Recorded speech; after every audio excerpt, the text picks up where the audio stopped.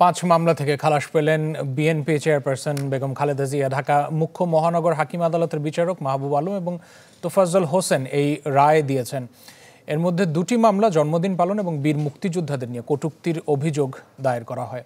বাকি 3টি মামলা মানহানির।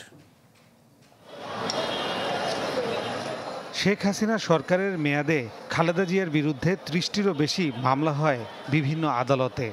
এর মধ্যে মানহানির 5টি মামলায় ঢাকার সিএমএম আদালতে শুনানি ছিল মঙ্গলবার, তবে হাজির হননি বাদীরা। এ অবস্থায় আইনজীবীদের আবেদনে বিএনপি চেয়ারপারসনকে মামলা থেকে খালাস দেন পৃথক 2টি আদালত। আজকে দীর্ঘদিন পর আদালতের কাছে আমরা বিষয়টা লিখিতভাবে অবহিত করেছি। বিজ্ঞ আদালত আজকে জনাব এসিএমএম মাহবুবুল আলম সুস্বাদু বাদাম, তিল আর স্বাস্থ্যকর গ্লুকোজ সব মিলিয়ে প্রাণ পিনাট বার, স্মার্ট কিছু খাও। এবং আরেকজন এসিএম তোফাজ্জল হোসেন, তারা ম্যাডামের 5টি মামলায় তাকে খালাস দিয়েছেন। তার দাবি, সুনির্দিষ্ট অভিযোগ না থাকলেও রাজনৈতিক উদ্দেশ্যে দায়ের করা হয়েছিল এসব মামলা। কোনো মামলা করার জন্য কোনো স্যাংশনের প্রয়োজন হতো না। আমরা আদালতে যখন বলতাম তখন ওই সমস্ত স্যাংশন ব্যাগদের সরকার দিয়ে দিতেন।